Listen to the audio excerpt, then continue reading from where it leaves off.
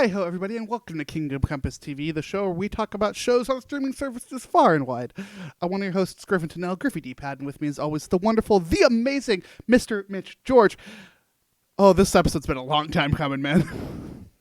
We rebranded this entire goddamn show twice since I've been a host, and we're finally to the point where Griffin can talk super nerd shit. Like, not just Disney nerd shit, but like super duper nerd shit. Dude, this episode we are about to do makes me so happy. From a standpoint of, I didn't even need to make you watch this show. You are going to watch this on your own. Look, but okay. I've been hankering. Like I've had this primal need to play D&D again. Baldur's Gate 3 did a great job scratching that itch, but it started to creep back in. And a very easy, lightweight way to have it creep back in was just to consume some D&D content. I've tried over the years. Critical Role is fantastic. It is really hard to get into, although I am now trying again with the actual campaign. An easy avenue into this world was animation. Binge while I was holding my toilet of their first animated series, Legends of Vox Machina, has now led us to the point where I am caught up on all things Critical Role animation. And we're here to talk about episodes 1 through 5 of season 1 of The Mighty Nein. I am so happy. This genuinely, y'all, you cannot understand the happiness that is flowing through me. I have told people about Mitch watching this show because of how excited I am. I have other Critical Role friends. I'm not nearly that interesting. Also, it was really just your reaction to some of the stuff that happens to Percy in Legends of Vox Machina. Oh yeah, that was really messed up. We'll talk about that eventually. I'm sure we're gonna sit down and watch the new season when that drops, and you're gonna talk all about that too. Oh yes, I will. But again, I don't have to make you. That's where I've like. No, I have don't. Succeeded. I'm gonna be there day one with a bag of popcorn. I feel ready to go. So great. I'm like, I have fully converted you to loving this. These shows, and I'm trying. It's a slow burn. I'm like 3/4 of the way through episode 1 of campaign 4. These are going to take me a while to get through. I'm just saying it now. Let's set the stage before we actually jump into these 5 episodes. I'm going to hit you all with the facts first, and then we'll talk a little bit more about our own backings with Critical Role, mine being probably significantly longer than Mitch. Yeah, I could probably go take a bathroom break, come back, and you'd be halfway through your story. Of course, the Mighty Nein, from the creators of the Legends of Vox Machina. Runtime of about 45 minutes per episode. This is a long episode animated show, and God, it works well. Starring Laura Bailey, Taliesin Jaffe, Ashley Johnson, Matt Mercer, Liam O'Brien, Marisha Ray, Sam Riegel, and Travis Willingham, the cast of Critical Role. Showrunner for this show is Tasha Ho. You might know her from a few things. This is actually her 3rd animated series. The other 2 she's done were Tomb Raider, The Legend of Lara Croft on Netflix, and The Witcher Blood Origin, which I think is... I should watch that Tomb Raider show. I started... Is that the one with Haley Atwell? Yes, it is, and it's actually pretty good. I watched like the first episode or 2, and I was interested, but it just didn't hook me for some reason at the time. I got to go back and give it another shot. Yeah, it's kind of an in-between of like classic Tomb Raider and recent Tomb Raider, where it's like it gives her a lot more of the competence of she's been doing this for a while, but also like she hasn't. It's a little weird where it comes off on it, but I think it's fun. I also really just like Richard Armitage, and he plays the villain in that, and that makes me happy. Mm-hmm. This also, though, animated by the fantastic people over at Titmouse. This is an animation studio that I will shout out any chance I get. They are amazing and do fantastic work over there. They were also the team behind The Legend of Vox Machina. Some other stuff you might know them from as recently was Invincible Fight Girl over on Adult Swim, Jenny Chow versus the Underworld on Netflix. Probably some more popular things, maybe, I don't know, the Frog and Toad series on Apple TV Plus. They're also doing some really fun stuff coming forward. They're currently working on Mr. Miracle, the animated DC series coming soon. And that is just the tiniest fraction of what these guys do. They did the 2D animated sequences in WandaVision and Loki. They did stuff for Mythic Quest, Star Trek. They were the team behind Lower Decks. Genuinely, this team does so much, and I love them so heavily. Like, shout out to these guys because they are awesome. Um, well, that's I did something bad just now, Griffin. You're not going to be a fan of me for this. oh no, I'm gonna be disappointed in you. You probably are, because I've now discovered Critical Role Abridged, Oh no, that's fine. which I think is the only way that I'm going to get through I their was saying, third campaign, which is probably a good place to be honest. watch campaign 2, or well, I guess campaign 2 is the Mighty Nine. Campaign 2's 99, yeah. Yeah, jump into campaign 3. I'm sure nothing bad can happen from jumping into campaign 3. Look, I get the idea. It's D&D. They do D&D things. There's a character in this one that has me already hooked, mostly because I played a very similar character in a campaign myself, and I think that's part of the draw here, right? Of the idea, and for those who aren't into D&D, I'm sorry, because that's all this is going to be about. I'm sure to a great extent, because that's really where my affinity for these productions comes from, of finding those, you know, identifying the same creative outlets that I also explored with the characters that I was creating when I was playing D&D regularly, which hasn't been for like 5 years or so, and I miss it dearly. But at the same time, like seeing characters like, oh yeah, this was fun for me to play. Oh, it'll be interesting to see how this plays out in animation. More so going over to D&D of like, okay, how are they min-maxing all this stuff? How are they role-playing it? And how are they enjoying these abilities, which you definitely do in a greater extent in the actual game, than they will be able to portray in this animation. But at the same time, it just that the universe is just so fun to live in. I think right now too, with Stranger Things wrapping up, that all kicking off with a very strong D&D flavor. I mean, no spoilers here, I don't think, but I mean, the majority of the villains throughout that show have been named after D&D monsters. All of them. Demogorgon, Vecna, Mind Mind Flayer. Flayer. Those all exist in D&D lore, and it's really fun to see that overlap. And I've seen so many fan theories out there for Stranger Things of like, oh yeah, the whole series has just been a campaign, and they're going to wrap up the campaign, and that's just going to have been a weekend back in season 1. They actually filmed the finale back when they were kids, and none of this actually happened. It was all just part of the campaign. I love theories like that because people are so close to understanding why D&D is great whenever they do theories like that, because D&D is just storytelling. That's all it is. And like, I understand there's a barrier to entry with that and a lot of that, and I'm sure a lot of people have already turned off this episode because D&D is 1,000%. shit. But for those of you that haven't, this show is that's why I recommend people this particular kind of show. Of it gives you the story without any of the crunchy D&D nerd stuff. The other thing I would say, just adding to that, if this has ever been of interest to you, play Baldur's Gate 3. If you learn anything from this episode of our show, go and play the video game Baldur's Gate 3.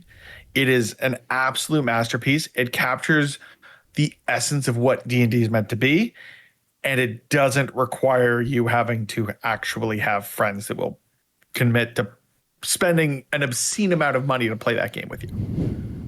Yeah, D&D is one of those things where it is technically a free hobby. It's not. No, it's so expensive. They have dice Wizards alone. of the Coast. Where's Yes. my dice at? I mean, I Got some dice. have multiple dice I like here. these metal ones. These metal ones feel good. Funnily enough, I these also are have critical.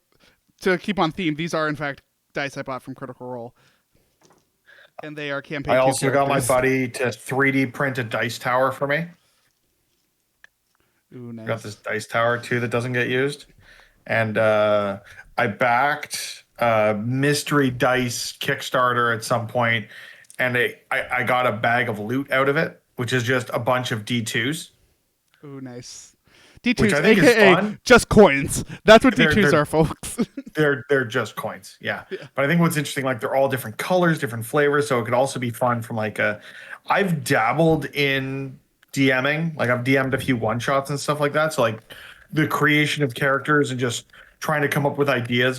One, and you're probably gonna hate me for this, I do think the generative AI could be an absolute game changer when it comes to the world of storytelling within the D&D universe, where it having all of the context of these things just from the history of the internet and just being able to generate something new and random and unique to just your experience, just your players, your game, I think could be really interesting.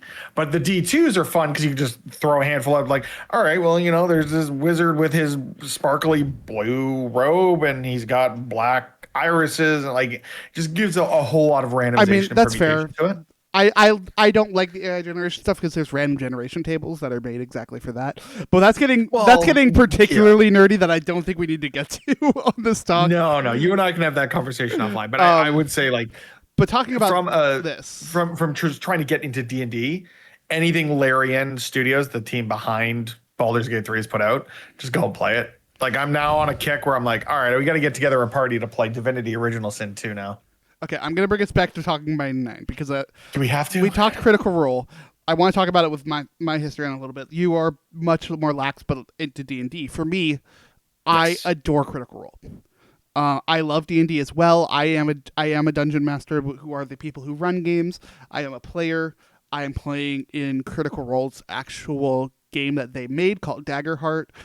I do a lot of this stuff. I really do love this particular franchise. Like I have made friends because of Critical Role. In the same way that like Mitch and I ultimately are friends because of a YouTube channel called Kind of Funny. Like, and as I was saying, I see the sweatshirt. Side note, I I saw someone accidentally wearing put this a. on today. We went and did a Santa photo, and I didn't realize I was going to be in the photo.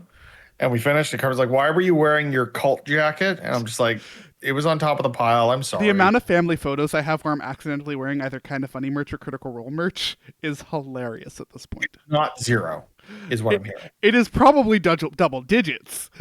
Um, but no, seriously, like Critical Role is something that I fell in love with during campaign 2. Um, it with campaign 2 being the story of the Mighty Nine. So this show automatically is going to mean a lot to me. Yeah. I've watched all of it. I'm almost fully caught up on campaign 4 at the moment. But like my big thing that I got to do this year, like a couple months ago, is travel to New York to go see one of their live shows. Um, their live show about these characters in the Mighty Nine. Um, in fact, there is a shot in that live show, and I actually watched it back again to check, partially because I wanted to watch it again. There's a part where one of the players walks through the crowd, and you can absolutely see my dumb face just smiling ear to ear, so happy to be there. This was Of not course you can. planned. I was just like, oh my god, had the realization. I genuinely adore these guys. I will watch anything and everything Critical Role. So I want to fully admit my bias to this on the front. Like, I am going to be excited about this stuff. I'm also going to be one of the most critical people you've seen about this because I know the source material. I know the entire original campaign front and back. And I am so, so, so happy with this show. Right off the bat, they have changed things and made it make significantly more sense for a animated series, especially one that is only going to be 8 episodes long. Like, they've really kicked it forward. You mentioned at the top as we were talking about episodes 1 through 5. Those episodes being episode 1, Mode of Possibility, 2, Who Will You Be, 3, The Fletching and Moondrop Traveling Carnival of Curiosities, 4, The Mighty Nine, and 5, Little Spark. Genuinely, each of these episodes I think has been a surprise to me of how much I have loved this. Because of one of the big things that they've changed in this season of starting well before anything we ever got in the campaign.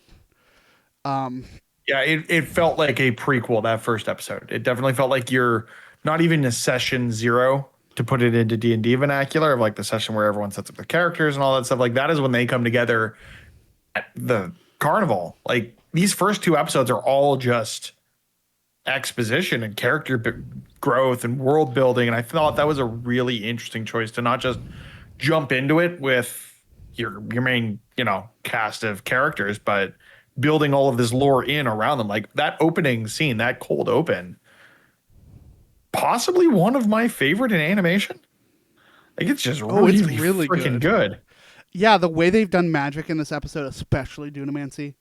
Dunamancy being a magic that Critical Role created for the Mighty Nine, partially. Like it's beautiful.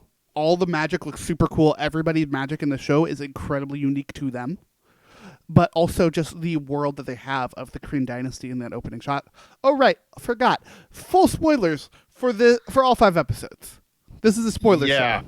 We'll try to not spoil anything outside of that, mostly because I haven't. I will not spoil seen the anything campaign. future. I will not spoil anything future except for one particular character that I love that we have already seen. We've just only seen her for like 2 seconds. That's Ashley Johnson's character. That is Ashley Johnson's character, Yasha. Yeah, I really like that we started with the inciting incident of like this is the beacon being stolen is the founding point for the entire conflict of campaign 2 of the Mighty Nine in general. So for us to see it, we've never gotten to see that before. That is so cool. That is such a great way to bring They haven't people even into the explored world. that in, like, the comics or anything like that. No, we have never seen this. That's cool. They have talked about it so many times. Like they don't even like really understand the beacon was stolen until like a ways into the campaign. Which really is one of those things that has me excited. There are multiple adventures they have in the campaign before they really actually get into the beacon. One of them being the circus. The circus was genuinely like 10 episodes. I mean, that make like just knowing how D&D can go. Yeah, of course you're going to spend like 15, 16 hours on this one thing and just try to turn over every rock and open every crate and search every cabinet. Like just the way D&D, devolves over time. Yeah, it is. I think they've done a very good job with these first 5 episodes. And like obviously I'm going to love anything they put out, but the surprises for me that have come alongside this, really great things. The cast alone in this, not just like the main cast, but like some of the supporting cast that they have in this. They have 3 Disney princesses in this show. Ye- 3. Can you name them, Mitch? This is my test. Moana, Yes. Tiana. Yes. Third one. The third one is easily the most popular. Why is my brain not braining? I'm actually incredibly disappointed in Mitch right now. I was half asleep watching most of these, so I blame my brain for that. What am I missing? It's Mulan. It's Ming Na Wen. Oh yeah. Yeah, I forgot that. Yeah. Look, okay. No, you can't. That is not the Ming Na Wen is a deeper cut, I would say, than the other two. I'm sorry. Mulan is not a deeper cut. Mulan, Look. one of Disney's most popular characters. How well that live action one do? How well is the Moana live action movie going to do? I really wish we get a live action Princess and the Frog, but I don't expect that to happen. I mean, I don't want any more live actions from. I'm good. I just want more Princess and the Frog. I absolutely adore that story. I just want that series. Just finally give us that series. We're never going to see it. I know they canceled it. But yeah, talking about this episode by episode, yeah, Mode of Possibility being mostly really the story of Caleb and not meeting, and the beginning of Beauregard's story. So good. I love that they're heartbreaking with Caleb right off the jump. Caleb being like easily the most tragic character of the 9. Oh, yeah. Actually, At least so far. I'm not sure I can commit to saying that. Most of the 9 are incredibly tragic backstories. I mean, I do think, like, at this point, my favorite character is Ford. Largely just because Travis Willingham is fantastic in everything that he acts, but also, one, warlocks are just cool. I'm sorry, but, like, it's just, it's such an interesting dynamic, especially here where his pact is not known to him at the time. And he's just kind of like fumbling his way through magic and learning magic. I thought that was really fun. But also just the level of self-doubt and the idea that he was raised in an orphanage, ended up at sea, and now he's like, I mean, spoilers for episode 2. We said we're full spoilers at this point. Like the entire ship goes down. His captain is murdered because this dude tried to murder him, and he ends up coming back. So like he ends up, adopting his southern accent. One is an homage to him, but also just like that is what gives him the confidence to lie about everything that he's ever done. Dude, I love And it so all much. that shit is going to come back to bite him in the ass. And I cannot wait. It's Ford's picture of what a hero is. Exactly. And I love that. Ford is such a fantastic character. Like his entire journey, I think, in the show is going to be very, very cool. Because he is the typical of learning to be a hero. Finding yourself in a bad circumstance, overcoming that circumstance, and being the person that other people need you to be. Like I do think his is very, very special in that regard.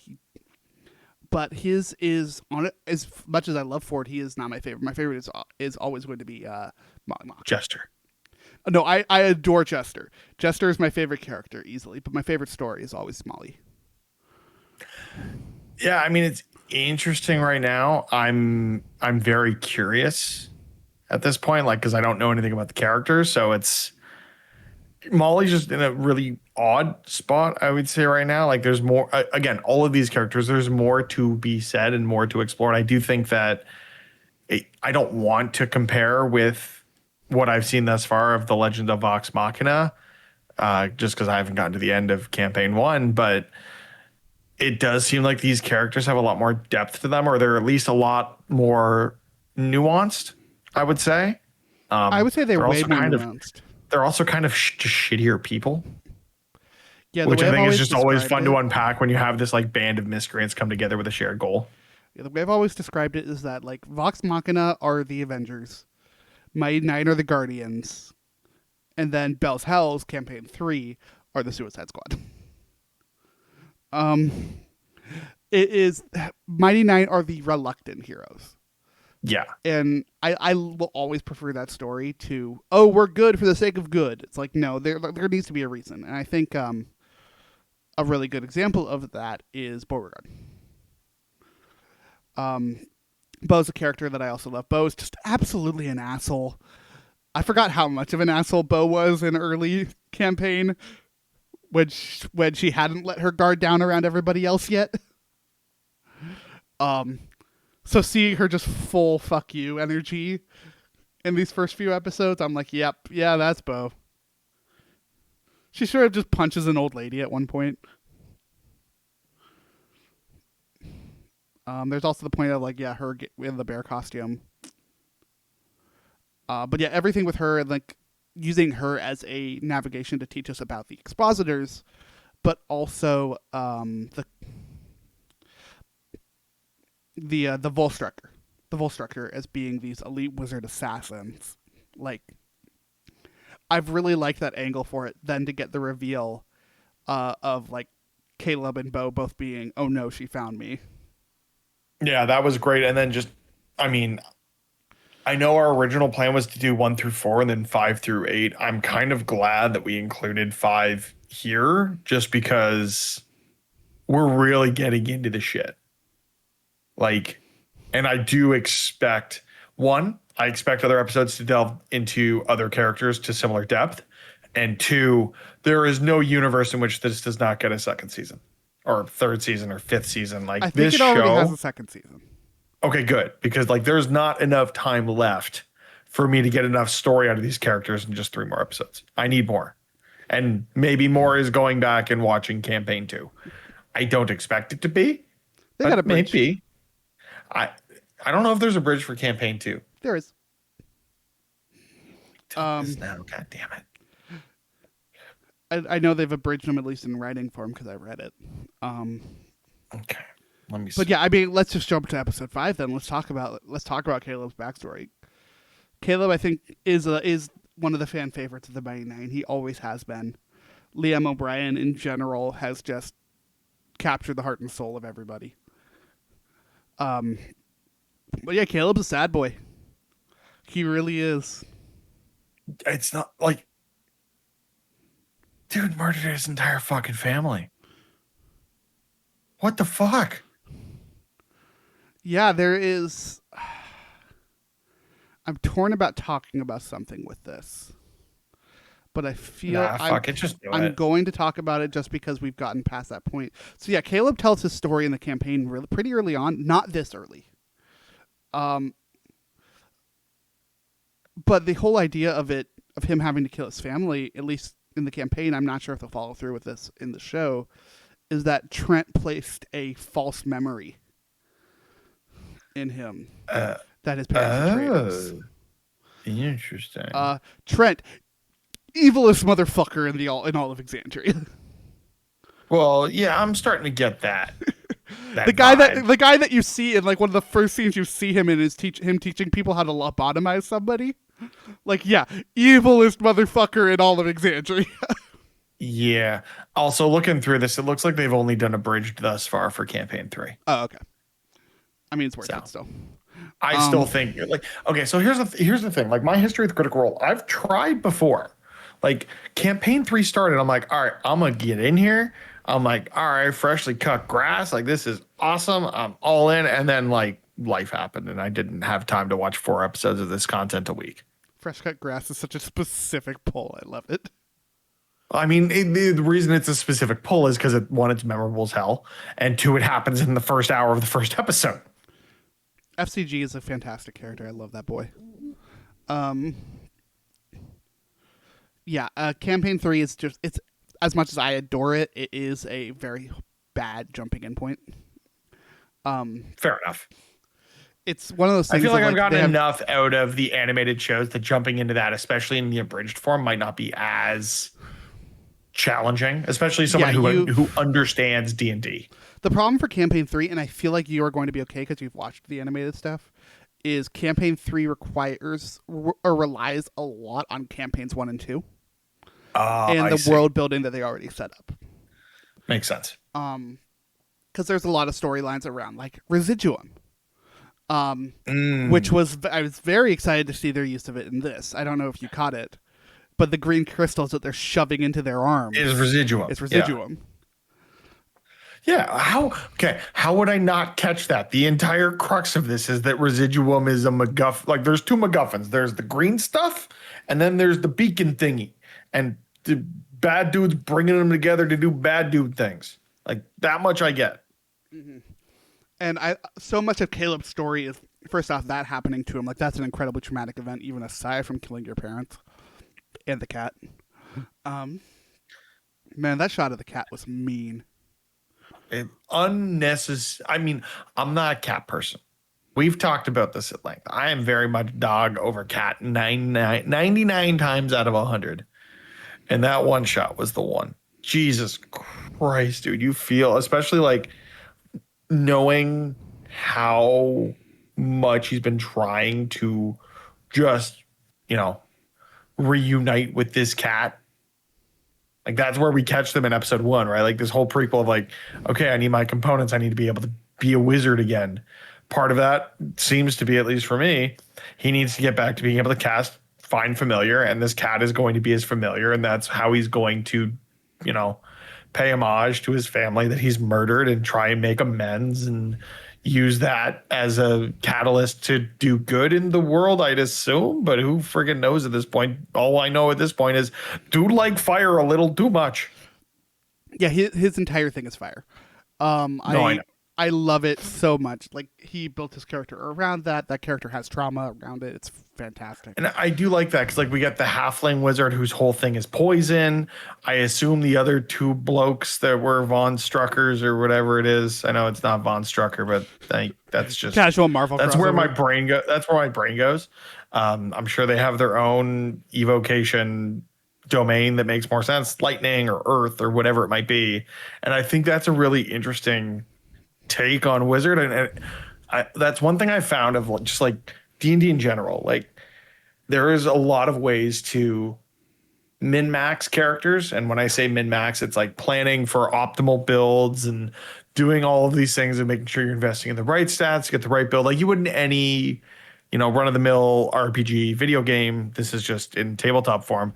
I love the idea of throwing that to the wind and putting these restrictions in on characters. And I feel like if I ever get back to D&D, that's going to be my thing of just like, what can I do here? And not just doing the blind drunken monk. Like, you could do that, sure. But like, what can you actually do here to tell an interesting story with your character by forcing them into an avenue where the entire toolbox isn't available to you? I think that's really fun to explore in this storytelling motif.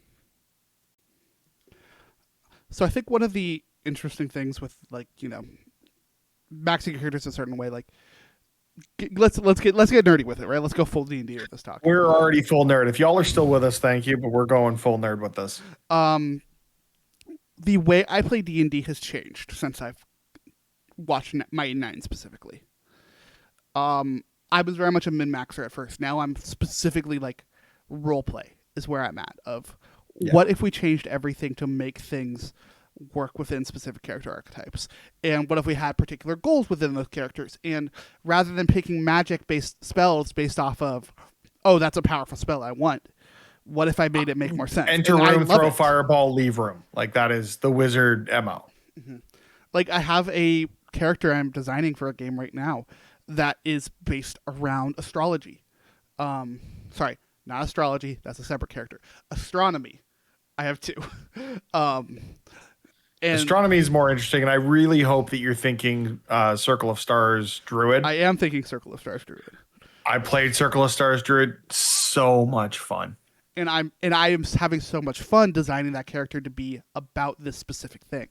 And I think that love of doing that has shined through even into the animated series of all of this. I really think every character you see here is so good in that regard.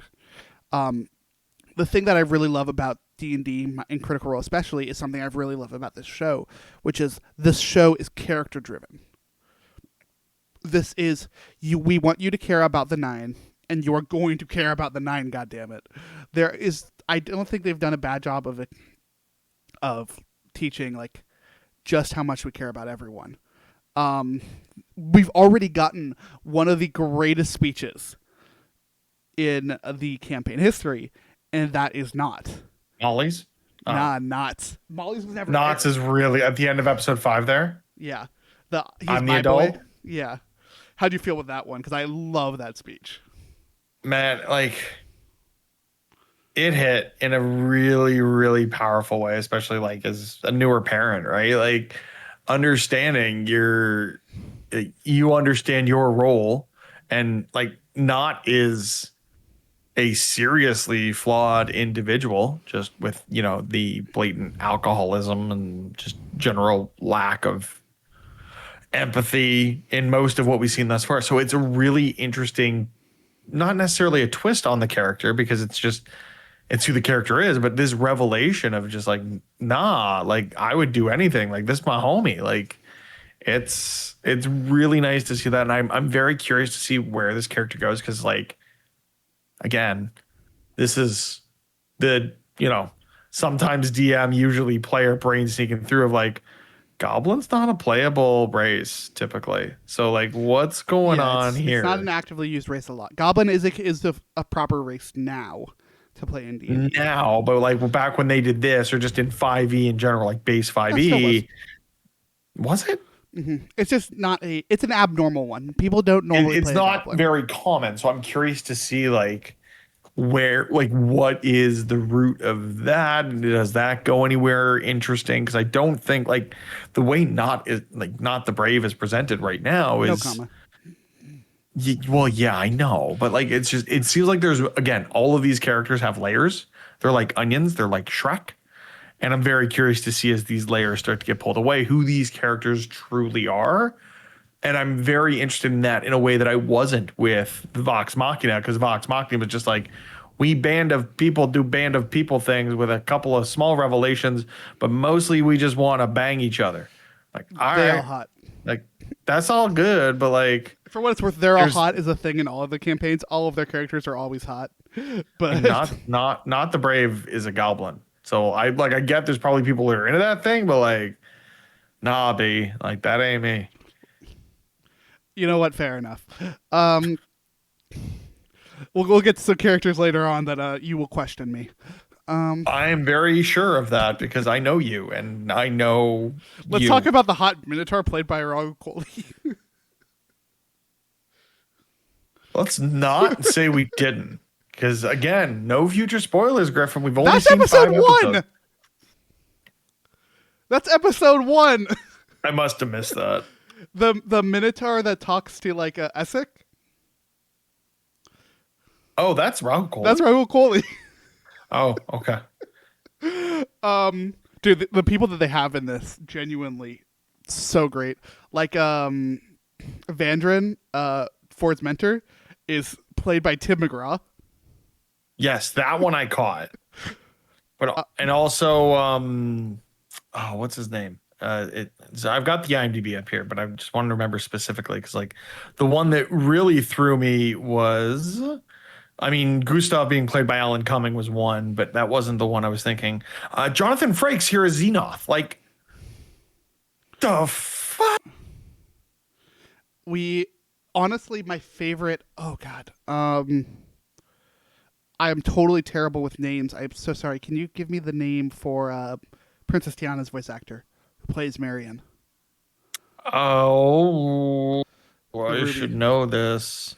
Yeah, I should too, and it's really driving me crazy. Anika Noni Rose. Thank you. She has been like, aside from the main cast, she has been my favorite so far.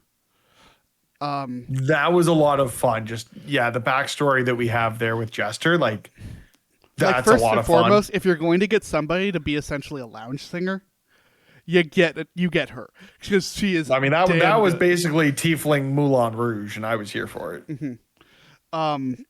Or Cabaret, or what's the other one I'm thinking? No, you got it right with Moulin Rouge. I think that's accurate. Is that the one I was thinking? What's the one I'm thinking of? I don't know what you were thinking, but I think Moulin Rouge is accurate. Cabaret would also kind of be accurate. Chicago, that was the one I was thinking of. Chicago. Yeah, I love that casting choice. She's so good in that. And then Ali Favajo, her role as well. Both of them having singing roles within this. So good. I mean, keep them in their lane, right? You're gonna get two phenomenal, vocalists. You use them to the most, like to the greatest as you can. That's why Ming Na Wen is not singing, because Ming Na Wen is not the singing voice of Mulan, which is why it didn't equate in my mind that she's the princess, because it don't matter if you ain't the one doing the singing. That's no, but her being Dairin, it's such great casting. Like that is genuinely that how is I a Ming Na that Wen character through and through. Mm-hmm. Dairin being like, such a badass. Badass, doesn't give a single fuck. Like, dude, the expositors are so cool. Like the idea of like the Cobalt Soul in general is something I've always really loved of this order whose entire focus is preserving knowledge and making sure nobody hoards knowledge. Yeah. That is their goal. Knowledge should be for everybody. And I really, really love that as a concept, especially right now, where like knowledge and like very frankly, we're in like a stupefaction of society right now. It feels like. So I mean, we did an episode a month or two ago on Idiocracy. Oh God, that still feels as poignant as it was when that movie came out 20 years ago. Yeah, I really do love the Cobalt Soul, and then having the expositors within that are the secret order protecting everything. So cool, so great. We've talked about most of the characters, and we are going to go through each and every character. That's kind of what we're doing. Let's talk about Jester. I got no good transition into Jester. Jester is my chaos gremlin that I will adore till the day I die. I have a statue of this character in my bedroom on a bookshelf. I was gonna say, depending on where it is in your room, I might have judged you for it. It's in my bedroom because, and not on like behind camera, because it broke when I moved across the country. I mean, fair. And this is why I can't remember the name, but like the fancy nice statue company.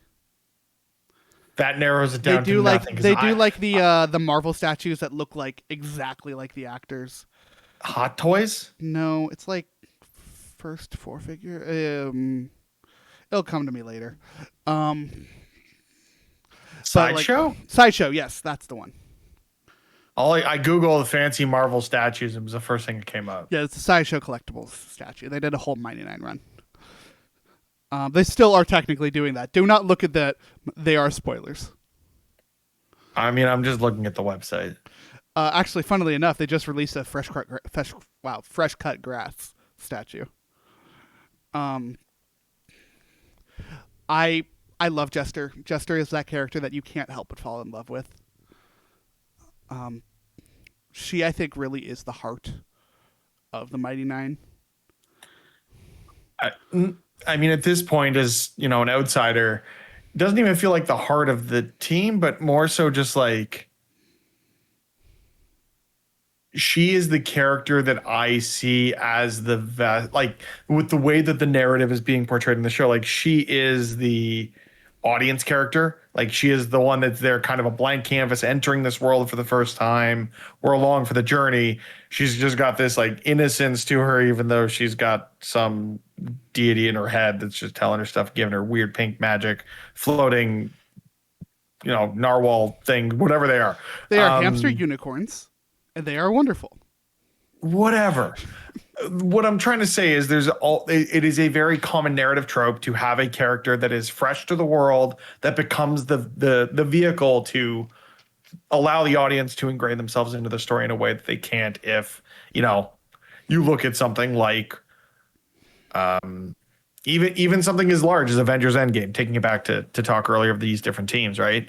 Avengers Endgame exists, but Scott Lang ends up being the vehicle for the audience to enter and continue to be in this world because he is I just jumped out of a time warp thing, whatever, and everything's all kerfuffled and everything's going to shit, and I've never been an Avenger, and now there's Avengers things happening, and creates this whole dynamic that's really an interesting vehicle to bring the audience along for the journey. And without that, I don't think this show would have hit with me as much as it has thus far. And Jester's a core component of that. Yeah, I think the strength that Jester has that someone like Scott in Avengers did not have, is how much I love her story in particular as well. Of like her story, she handles that role for us in terms of the show, but she also very much has a interesting story arc within herself.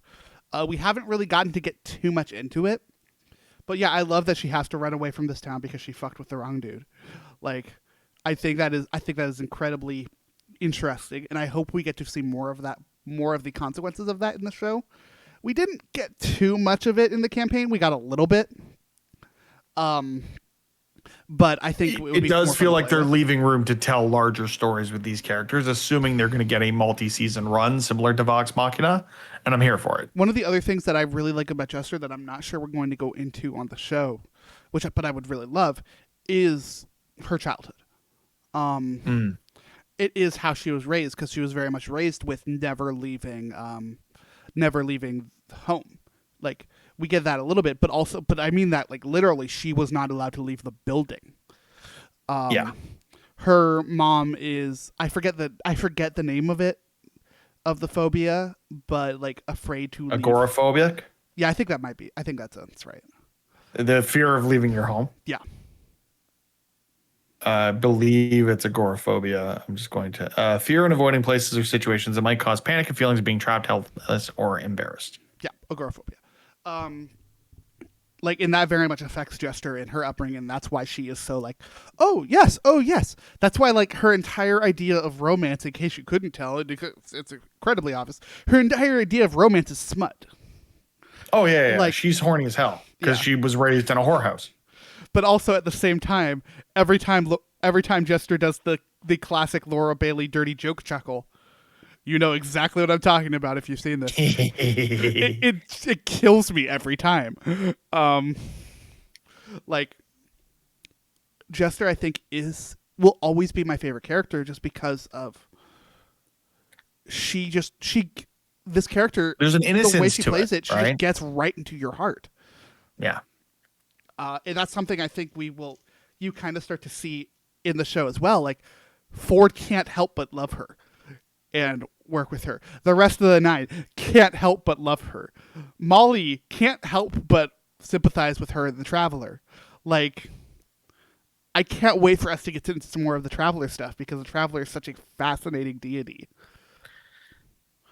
Yeah, I mean, as someone who's, I mean, I would granted, love to not get your everything take here is on it. pulling directly from like D&D lore, but like, I'm curious about all these things. Like, as someone who has played characters that had deities or was aligned with a deity as a druid or a warlock, like, it's very interesting to delve into some of the lore that's been built outside of like that core D&D Neverwinter 5e type universe.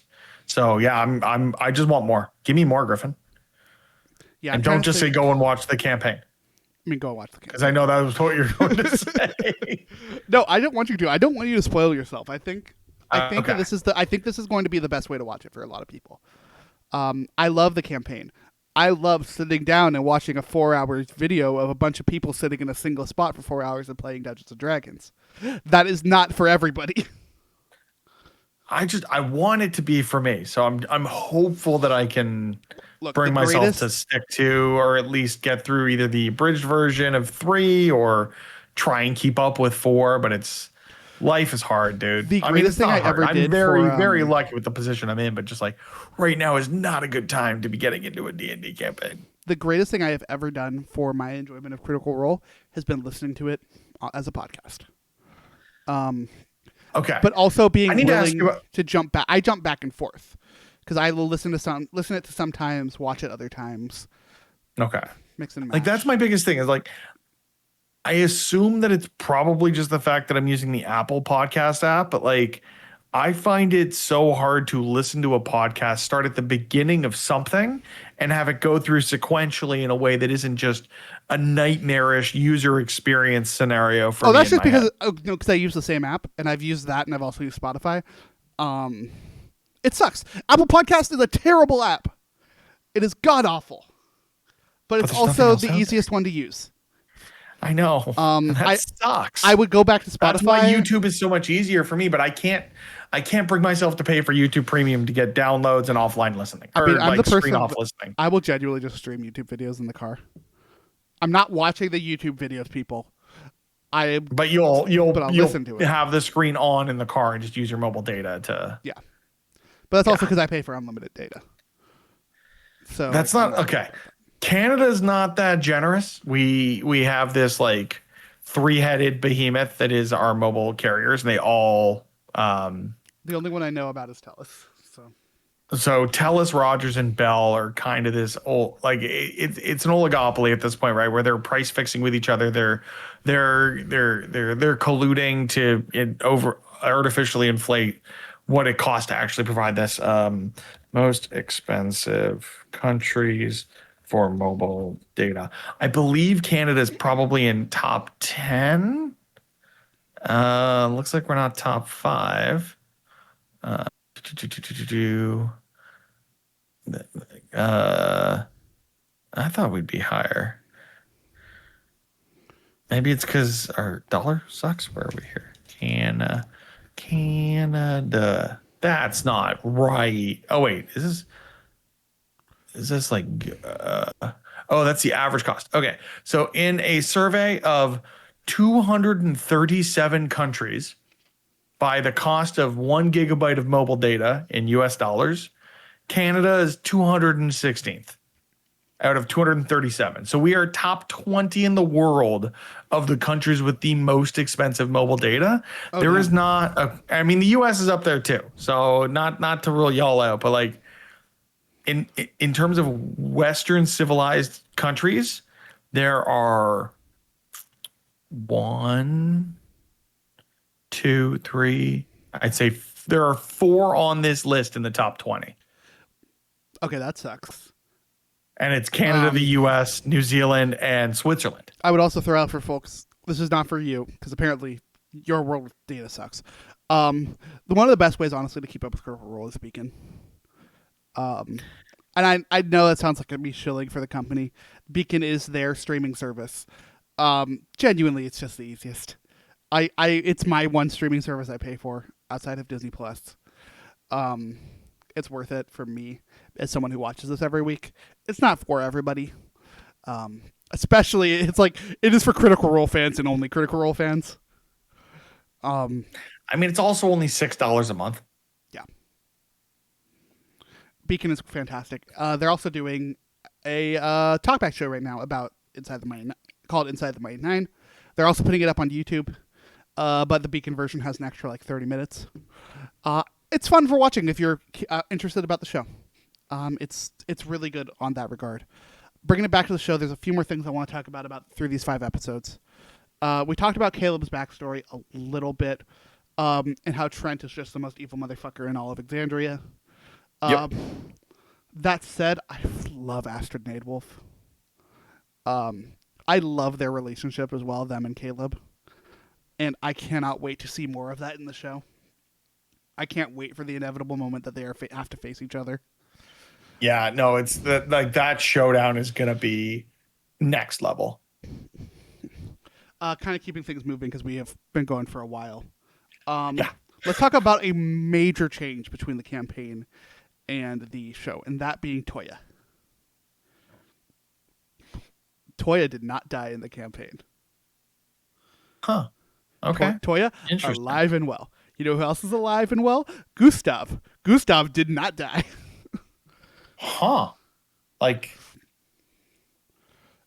so I kind of like those changes just because, like, for me, as someone who isn't as familiar with the campaign and is enjoying this show immensely, there are just things about being in a D&D campaign where, whether it be DM influence or just the group wanting to do group things, where you're just going to agree to do a thing because it continues a story, which doesn't translate as well to something like a narrative animated series as this is.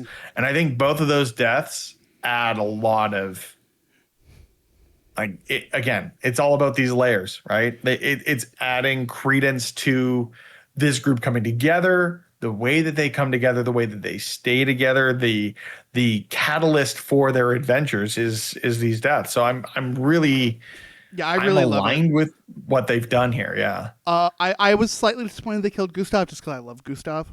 In the campaign, he ends up having to. The Devil Toad causes a lot more damage to the overall village.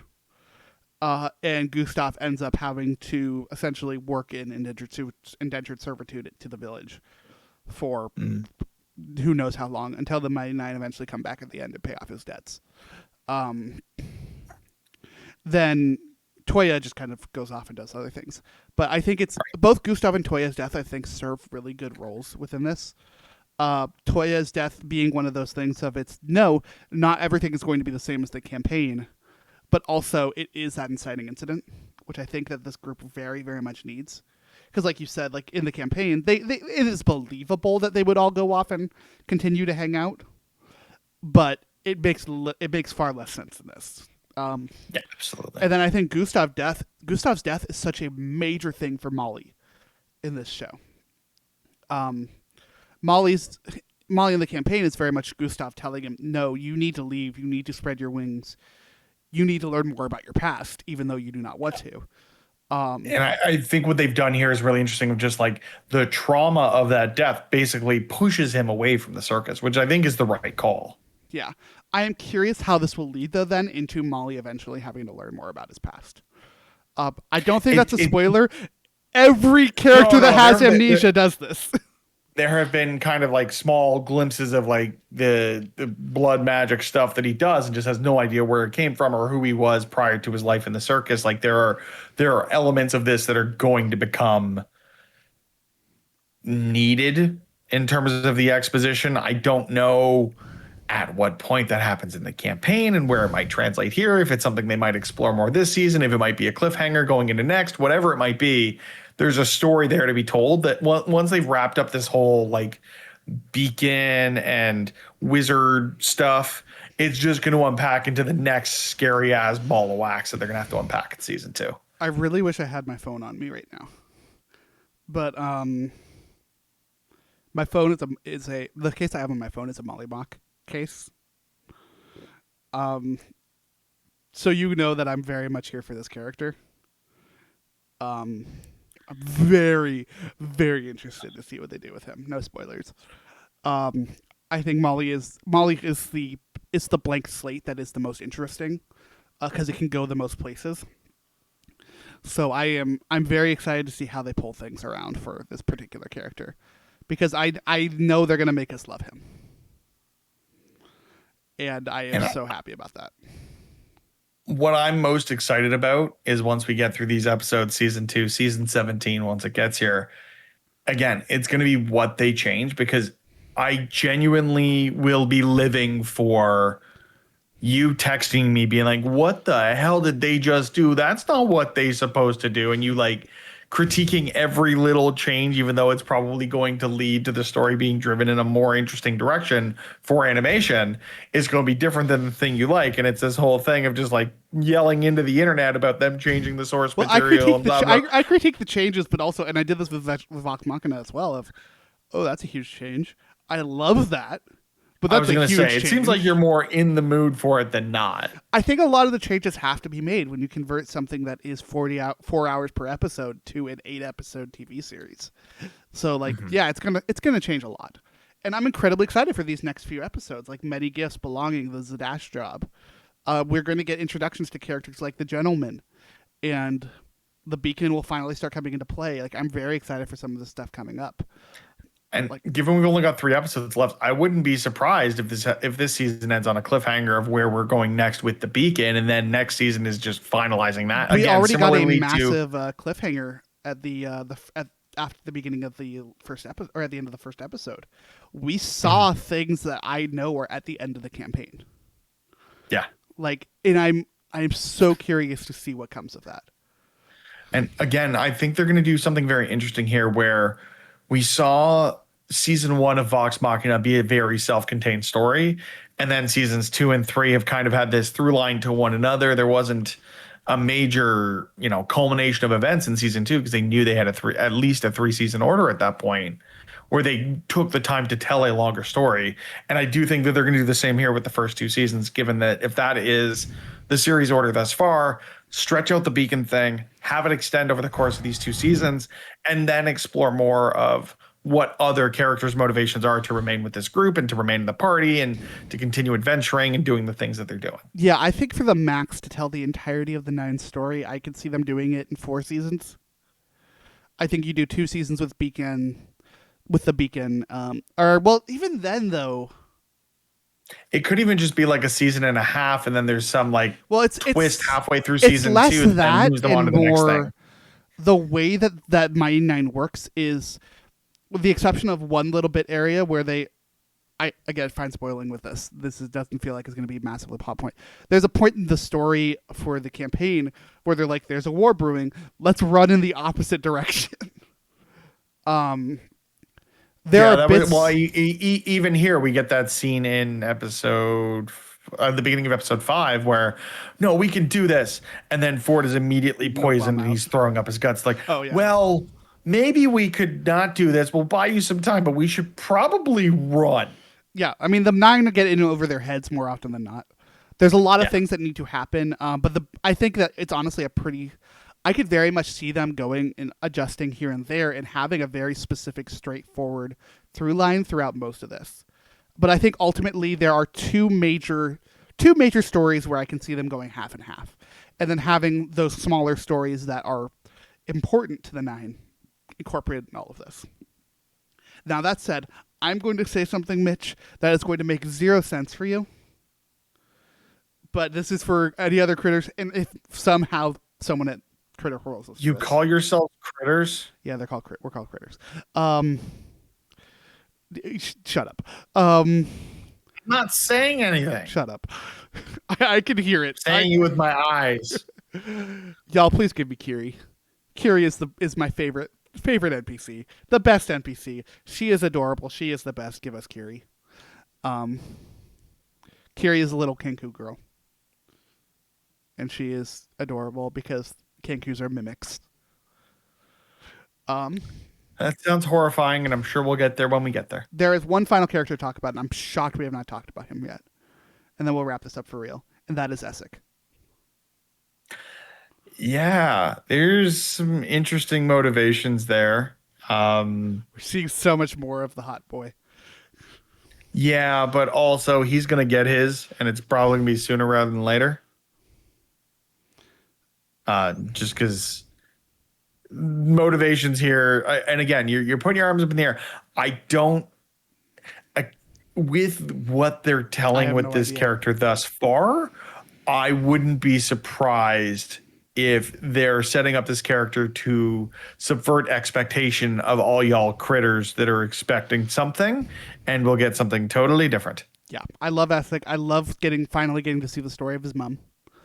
Um, it was Heartbreaking. something we got to know about, but never really got to witness.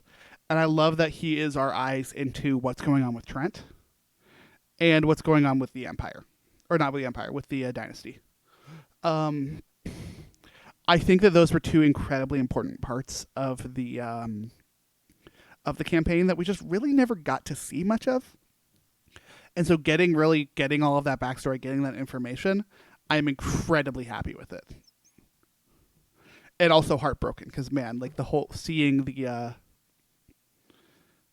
I don't remember the name of the what they call the disease, but like seeing his mom like going through the different lives and not recognizing him was heartbreaking in the best possible way. And him trying to hide this and then not being able to hide it anymore, but his friend being like, "No, I understand. I will give you more time like you want." Like, it's just beautiful and heartbreaking in the best possible way, and I cannot wait to see how It is referred to in the series as Typhros. Typhros, thank you. But yeah, that's gonna be it. We've talked for a while now. I gotta edit these together.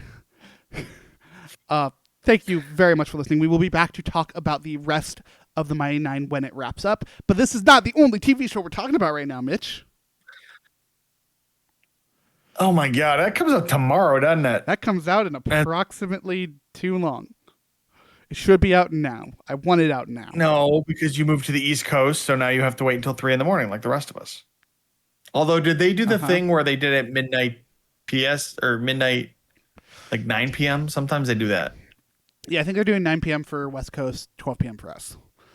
Oh, okay. But also, so you have like an bold hour of you and a to half think to I'm wait not- for that and Pokemon DLC. You'll be fine. I say, bold of you to think that I'm not going to stay up for that. I mean, okay. Two things. One, my wife goes back to work tomorrow, so I'm on baby duty, so it's going to be an early morning, and I'm not looking forward to it. Secondly, they added Digimon to Disney Plus in Canada. So when are we doing an episode on Digimon When soon as they add it to Disney Plus in the U.S. or Hulu?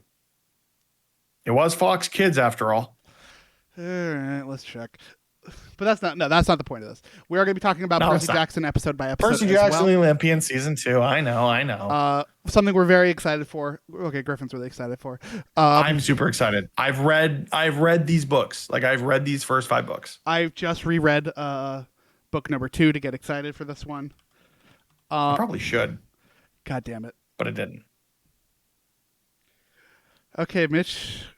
I got Digimon Adventure, Digimon Beat Break, Digimon Frontier, and Digimon Tamers. I only have Digimon Adventure season 1. So Okay, well, add that to the list. I'll finally watch Digimon.